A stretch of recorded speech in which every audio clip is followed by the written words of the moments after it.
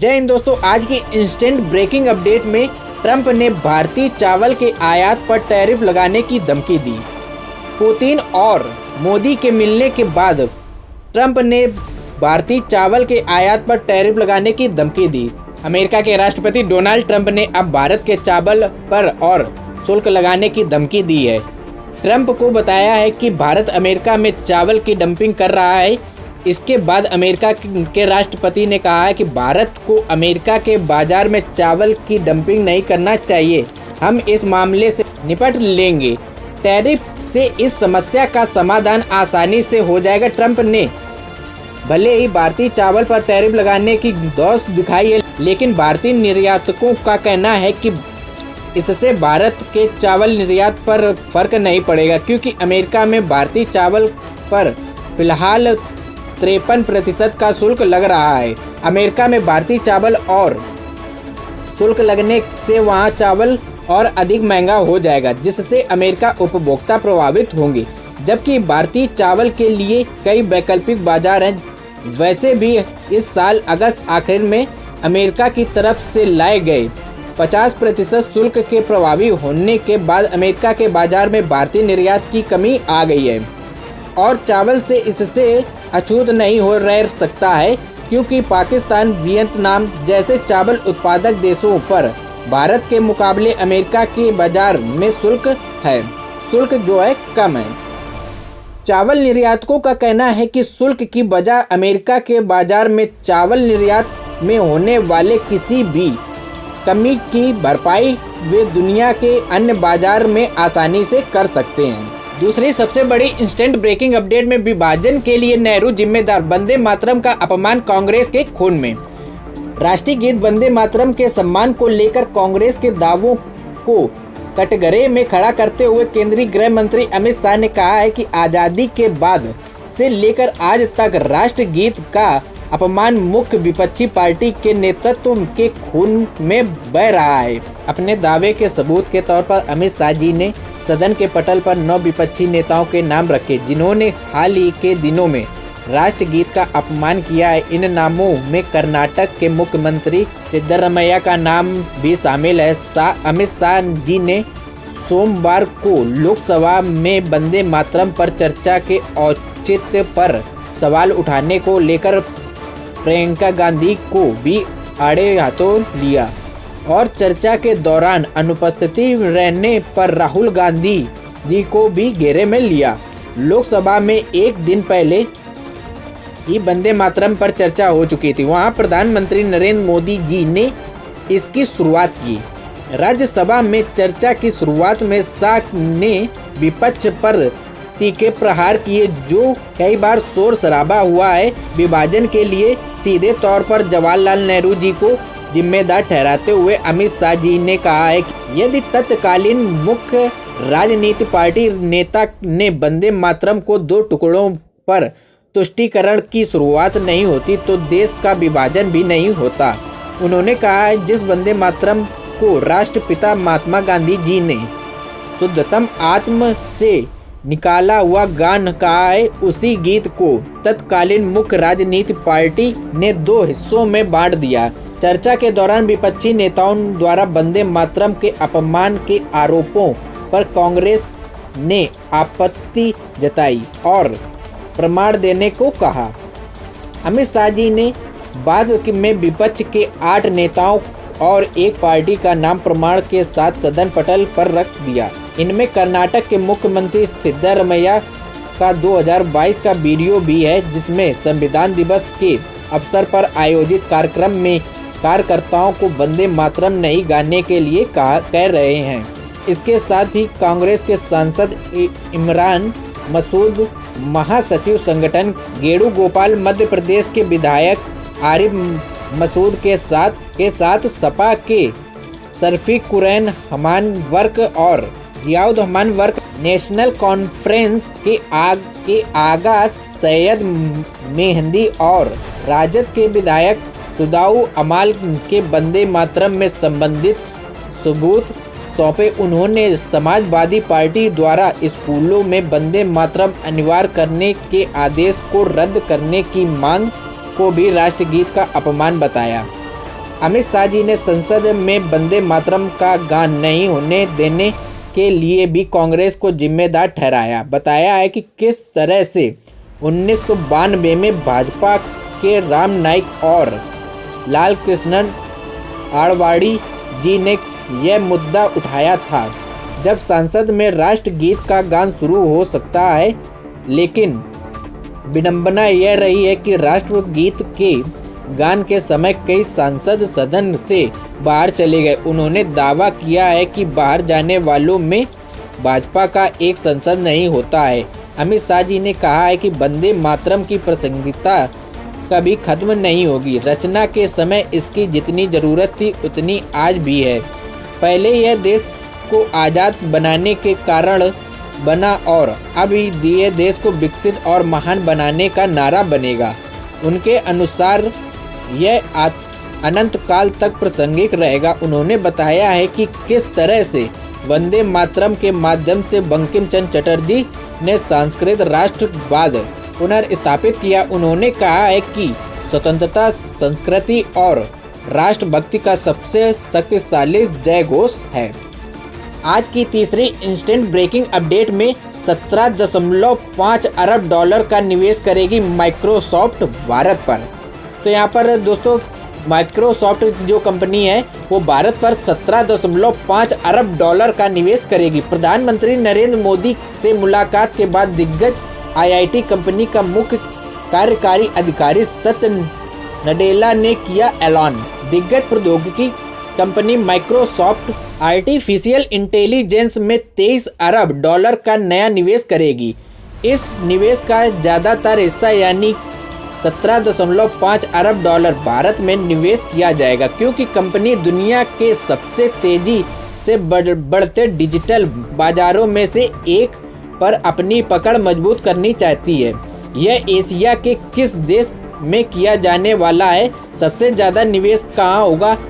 खास बात तो यह है कि कंपनी ने ऐलान किया है कि CIO सत्य नडेला जी की प्रधानमंत्री नरेंद्र मोदी जी के साथ मुलाकात के बाद की।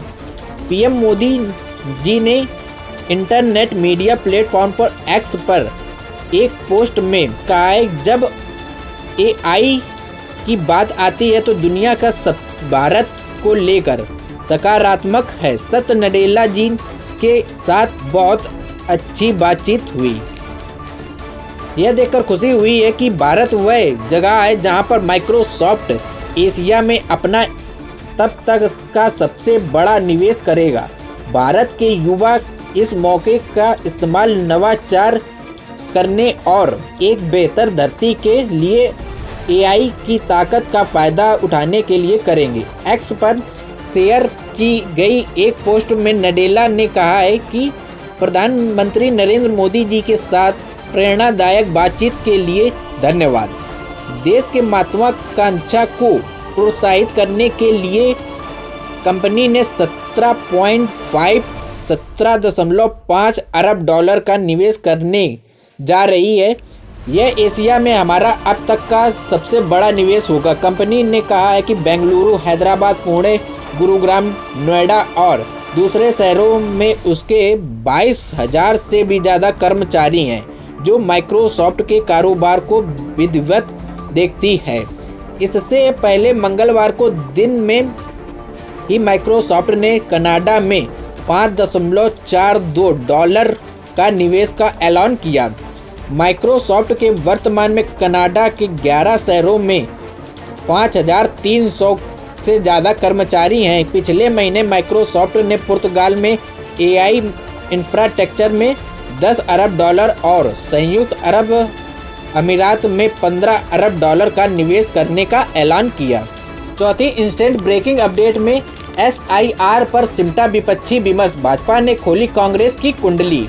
राहुल गांधी के दागे सीधे आरोप, कई विपक्षी दलों की बैठक, बेल्ट से चुनाव कराने की मांग।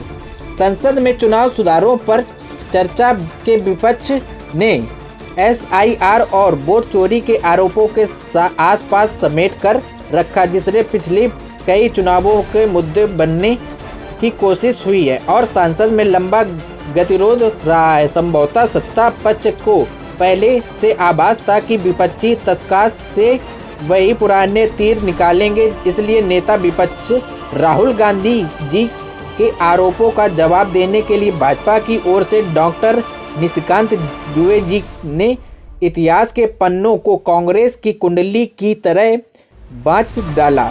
उन्होंने न सिर्फ चुनाव सुधारों में भाजपा की भूमिका का उल्लेख किया, बल्कि याद दिलाया कि कांग्रेस सरकारें किस तरह से वोट चोरी, चुनावी धांधली और संवैधानिक संस्थाओं पर कब्जा कर रही है। कुल मिलाकर बहुत रचनात्मक सुझावों की चर्चा में से कमी रही है। चर्चा बुधवार को भी होगी। इससे ही मंगलवार को लोकसभा में चुनाव सुधार के मुद्दे चर्चा शुरू हुई।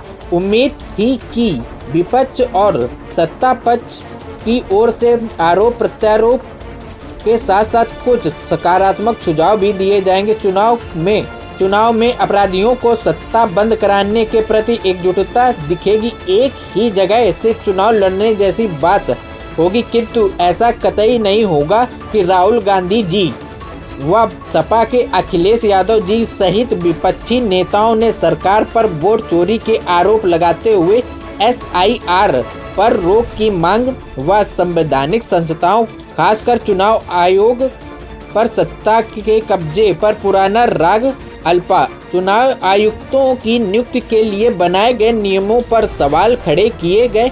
हालांकि पिछले सरकारों में इसके लिए कोई समिति नहीं है। वोट चोरी, EVM और SIR के विपक्षी आरोपों पर निशिकांत रिकॉर्ड के साथ आए। उन्होंने कहा है कि 1980 में सांसद इंद्रजीत गुप्ता के प्रश्न पर कांग्रेस के मंत्री P शिवशंकर ने जवाब दिया था। तब बिहार में 324 विधानसभा सीटें थी। 81 विधानसभा सीटों पर दोबारा मतदान करना पड़ा। इनमें से विश्रामपुर में 50 जगह बैलेट बॉक्स रास्ते में छीन लिए गए। बूथ नंबर 28 पर सारे बैलेट बॉक्स छीन लिए गए। इसी बैलेट पेपर के कारण SC और ST को वोट नहीं देने दिया जाता था। 1987 में पायलट प्रोजेक्ट के तहत राजीव गांधी जी EVM को लेकर आए। 1991 में नरसिम्हा राव की सरकार ने EVM लाने का फैसला किया। 1961 में और 1971 में सिलेक्ट कमेटी का गठन हुआ। दोनों के अध्यक्ष कांग्रेस के जगन्नाथ राव थे। 1971 की कमेटी में कांग्रेस के कानून मंत्री HR गोखले भी थे। दोनों रिपोर्ट के SIR की आवश्यकता जताई गई। भाजपा की ओर से डॉक्टर निशिकांत दुबे ने पलटवार किया। उन्होंने कहा है कि 24 नवंबर 1980 को भाजपा नेता लाल कृष्ण आडवाणी ने चुनाव सुधार पर सवाल किया। जवाब में कांग्रेस नेता शिवशंकर ने कहा है कि चुनाव आयोग बेहद ईमानदारी से काम कर रहे हैं, इसलिए विपक्ष के किसी भी नेता को उसकी चयन प्रक्रिया में शामिल करने की कोई ज़रूरत नहीं है। और आज की 5वीं इंस्टेंट ब्रेकिंग अपडेट में इंडिगो की उड़ानों में 10% की कटौती। एयरलाइन के हर हफ्ते 1500 उड़ानें पूर्व घोषणा के अनुसार नहीं चल सकेगी। नागरिक उड्डयन मंत्रालय ने मंगलवार को इंडिगो एयरलाइन को अपनी उड़ान समय सारणी में 10% की कटौती करने का आदेश दिया। यह निर्णय उड़ान संबंधी नए रोस्टर नियम यानी कि पायलट ड्यूटी टाइम लिमिटेशन लागू होने के बाद इंडिगो के हजारों उड़ानों के रद्द होने के कारण लिया गया। नए सुधार नियम लागू होने के बाद इंडिगो के परिचालन में गंभीर अव्यवस्था पैदा हुई। परिणाम स्वरूप सप्ताह भर में 4000 से अधिक उड़ानें निरस्त की गईं और सैकड़ों फ्लाइटें देरी से रवाना हुई। यात्री हलकान हैं और हवाई अड्डों पर अफरा तफरी का माहौल। मंगलवार को भी इंडिगो ने 6 बड़े हवाई अड्डों पर 422 उड़ानें रद्द की। उल्लेखनीय की बात यह है कि विमानन नियामक नागरिक उड्डयन महानिदेशालय DGA ने यह फैसला इंडिगो के CIO पीटर एल्वस की नागरिक उड्डयन मंत्रालय राम मनोहर नायडू जी के साथ मुलाकात के मुलाकात के बाद लिया। एल्वस को मंत्रालय ने समन किया था कि इस बीच इंडिगो प्रबंधन में बताया है कि 6 दिसंबर तक यात्रियों के पूरे पैसे का रिफंड किया जा चुका है। 750 करोड़ रुपए से भी ज़्यादा राशि यात्रियों के खातों में पहुंच चुकी है। मंत्रालय के अनुसार फ्लाइटों में कटौती ऑपरेशन को स्थिर करने और रद्दीकरण रोकने के लिए जरूरी है। कटौती मुख्य रूप से उन रूटों में की गई है जहां पर सबसे ज़्यादा मांग और व्यवस्था रहती है। जहां पर इंडिगो अकेली उड़ान भरती है वहां प्रतिस्पर्धा सुनिश्चित की जाएगी। इस बीच इंडिगो ने मंगलवार को दावा किया है कि उड़ानों की स्थिति पूरी तरह से सामान्य हो रही है। सरकार ने भी माना है कि स्थिति तेजी से सुधरी है, लेकिन डीजीए को इस बात का भरोसा नहीं है कि देश की सबसे बड़ी यह विमानन कंपनी सर्दियों के व्यस्त मौसम में अपने वादे के मुताबिक उड़ानें संचालित कर सकेगी। नियामक में विंटर 2025 सीजन की सूची में इंडिगो की उड़ानों में 10% की कटौती करने का फैसला लिया गया। यह कदम एयरलाइन की ऑपरेशनल क्षमता को लेकर बढ़ रही चिंता को बताता है कि सोमवार को देर शाम डीजीए ने एक नोटिस जारी कर विंटर सीजन के दौरान इंडिगो की उड़ानों में 5% की कटौती की घोषणा की थी कि इससे बढ़कर मंगलवार को 10% करने का मतलब हुआ कि इस सीजन में इंडिगो का हर हफ्ते तकरीबन 1500 उड़ानें पूर्व घोषणा के मुताबिक नहीं चल सकेगी। मंत्रालय ने मुताबिक कि इस बार सर्दियों के सीजन में इंडिगो की तरफ से हर हफ्ते 15,014 उड़ानों की तैयारी की है। मंत्रालय ने 10% की कटौती को जरूरी माना। उड्डयन मंत्रालय नायडू ने एक्स पर लिखा, इंडिगो के क्रू रोस्टरिंग, शेड्यूल मैनेजमेंट और कम्युनिकेशन में खामियों से यात्रियों को भारी परेशानी हुई। जांच जारी है और जरूरी कार्रवाई होगी। हम इंडिगो के रूट्स को 10% कम करने का आदेश दे रहे हैं।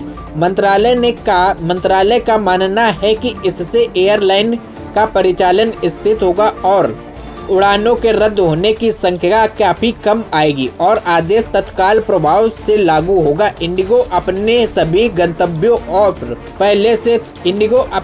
गंतव्यों पर पहले की तरह उड़ानें जारी रखेगी। ठंड को देखते हुए थोड़ी अस्थिरता रहेगी।